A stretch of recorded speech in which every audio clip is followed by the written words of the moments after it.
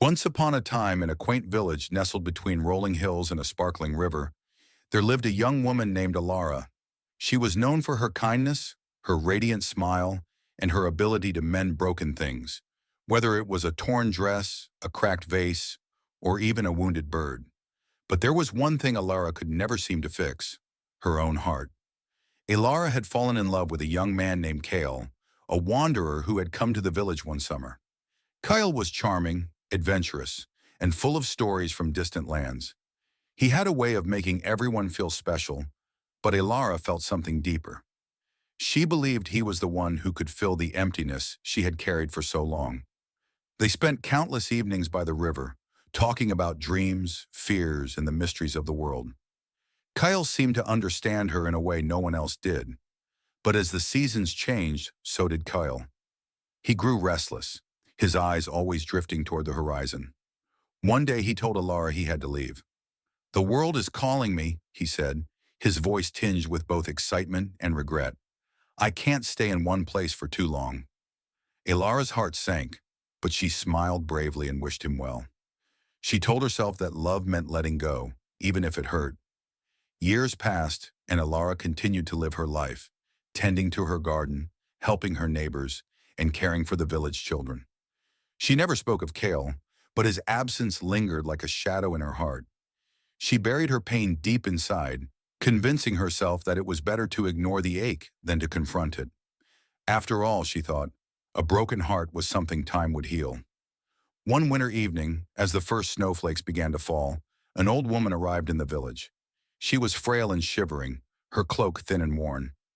Elara, ever compassionate, invited the woman into her home. She lit a fire, prepared a warm meal, and gave her a soft blanket. The old woman thanked her with tears in her eyes and said, "You have a kind heart, my dear, but I sense it carries a heavy burden." Elara hesitated, then nodded. "I loved someone once," she admitted, "but he left, and I've tried to forget him. I thought ignoring the pain would make it go away." The old woman smiled gently.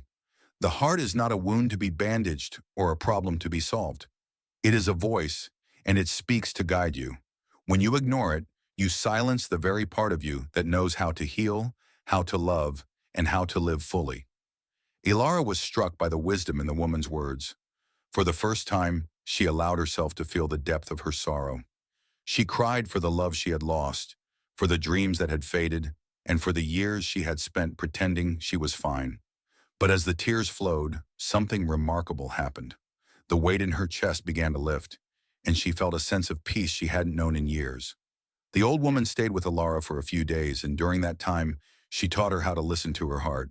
She showed her that the heart's whispers, whether of joy, pain, or longing, were gifts, not burdens.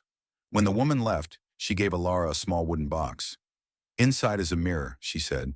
"When you look into it, you will see not just your reflection, but the truth of who you are." Elara opened the box and gazed into the mirror.